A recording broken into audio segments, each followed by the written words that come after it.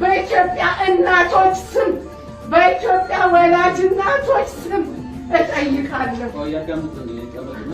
እሺ አንድ ሁኑልንና ልጆቻችን ሁላችሁም የኛ ልጆች ናችሁ። አንድ ሁኑና ሰላም አውርዱ። እነዚህ ቅን አሳቢ ሰዎች እስቲ የፓርቲውን መሪዎች እናናግራቸው፣ ካስፈለገም እንለምናቸው፣ እንማጽናቸው ብለው አሰቡ። የሴት ልመና ጨካኝንም ሊመልስ ይችላልና በፓርቲው መሪዎች ፊት ቆመው ተማጽኗቸውን በአደባባይ አቀረቡም።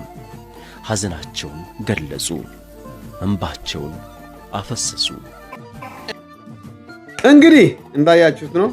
ይሄን ቪዲዮ ስፈልገው ነው ያልኩት። አሁን አግኝቼዋለሁ። ብዙ ሰዎች አብይ አህመድ ሳደንቀው ጀግና መሪ ነው ምናምን ስል ይሄ እኮ ለህዝቡ ያልጠቀመ ውጊያ ከፍቶ በድሮን የትግራይ ህዝብ የጨፈጨፈ እንደዚህ ያደረገ እንደዚህ ኢትዮጵያ የበታተነ ምናምን ብዙ ነቀፌታ ይመጣልና ለዚህ አጭር መልስ አሁን አለ።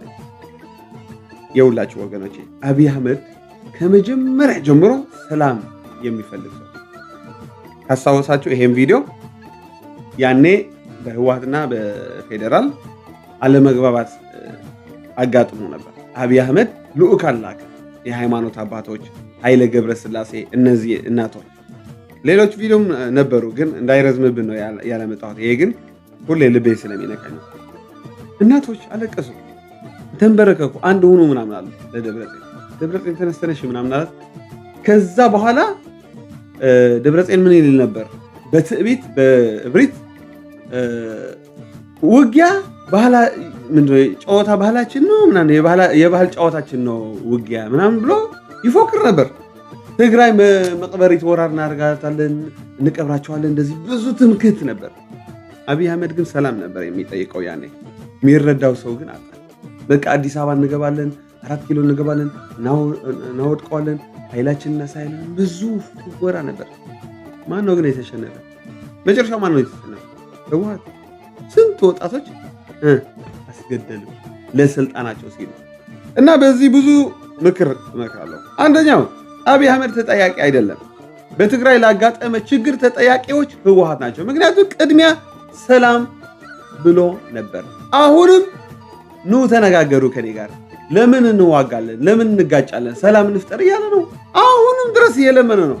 በኋላ የሆነ ችግር ሲመጣ ደግሞ እንዳትከሱት። እንደዚህ አሁንም ድረስ ሰላም ፍጠሩ፣ ኑ ጌታቸው ረዳ አግኙት፣ አብርሃም አግኙት፣ ተነጋገሩ፣ ልኡካን ኑ ከመቀሌ ምናምን ያለ ነው። ሰላም የሚፈልግ ሰው ነው ወይ? እንዴት ይጠላል? እንዴት አብይ አህመድ ይጠላል ታዲያ? ሰላም ፈልጎ እኔ ውጊያ ነው የምከፍትልህ ካለው ምን ያድርግ አብይ አህመድ ታዲያ? 4 ኪሎ ነው ግቡ ሌላቸው ነው የፈለጋቸው። በጣም ነው የሚገርመው። ውጊያ የከፈተ ለህዝቡ የጨፈጨፈ ምናምን እንዴ! አንድ ሰላም እኮ ሁለትህን ብትፈልገው ነው ሰላም የሚሆነው እንጂ አንዱ ሰላም እየፈለገ አንዱ ውጊያ የሚከፍትለት ከሆነ መንግስት እኮ ነው አብይ አህመድ። እርምጃ መውሰድ የግድ ነው፣ አልሰማ ካሉ ማለት ነው። ይታቻል። ስለዚህ የትግራይ ህዝብ ለመጥፋት ተጠያቂው ህወሓት ነው። በቃ ይሄን የትግራይ ህዝብ መረዳት አለባቸው። ቅድሚያ ለምኖ ነበር አብይ አህመድ፣ እባካችሁ አንድ እንሁን፣ እባካችሁ ኑ እንነጋገር እያለ ለምኖ ነበር፣ አልሰማሉ። ስለዚህ ተጠያቂዎች ህወሓት ናቸው፣ ቲፒኤልኤፍ ናቸው። ግን እነዚህ ከስህተታቸው አይማሩም። አሁንም ድጋሜ ጦርነት ለመክፈት ከሻዕቢያ ጥምዶ ብሎ ጀምረዋል። ምንድን ነው የምትጠብቁ የትግራይ ወጣቶች? ይሄ ነገር እያያችሁ አሁን ድጋሜ ወደ እሳት ልትገቡ ነው። ድንጋይ አንዴ ቢጥልህ ችግር የለውም፣ ሁለተኛ ቢጥልህ ግን አንተ ነህ ድንጋይ የሚባል ተረት አለ እና ህወሓት አንዴ ሸውዳችኋል። ለሀገር መስሏችሁ ምናምን ሁሉም በቃ ትግራይ ሀገር እናደርጋታለን ምናምን እንዲህ ብላችሁ ወደ ውጊያ ገብታችኋል። ግን ማን ነው አሁን እዚህ የከሰረ? ህወሓት። ስንት ወጣቶች እግራቸው ተቆረጠ፣ ሞቱ ምናምን። ህወሓት አሁን ይደንሳል፣ ይጨፍራል። ወገኔ የትግራይ ወጣት ስማኝ፣ እንደ አንድ ኤርትራዊ እኔ ልምከርህ፣ እጅህን አውጣ ከህወሓት ጋር። በቃ ከፈለግ ህወሓትም ተታገለው። ሌሎች የትግራይ ኃይሎች ወጥተዋል አይደል በረሃ ላይ የሰላም እንቅስቃሴ ምናምን ከነሱ ሆነ። ህወሓት ለአንዴና ለመጨረሻ ወደ ህግ ማስቀረብ አለበት። ለእናትህ መኖር አለበት። ማን እንዲኖር ነው አንተ የምትሞተው? ህይወት በዚህ ምድር አንዴ ናት እንዴ! አንዴ ነው እኮ ነው የምንኖረው። ተመልሰን ወደ ምድር አንመጣም። አንዴ ነው ለሰውም አንድ ጊዜ ሞት፣ ከዛ በኋላ ፍርድ። እንደዛ ነው። ስለዚህ በህይወትህ መኖር አለብህ። ደብረጽዮን እንዲኖር ፈትለ ወርቅ ትባል ሌላ አሉ ምግበይ እንዲኖር ለምን አንተ ትሞታለህ? ኧረ መንቃት አለባቸው ወጣቶች። አብይ አህመድ አይከሰስ።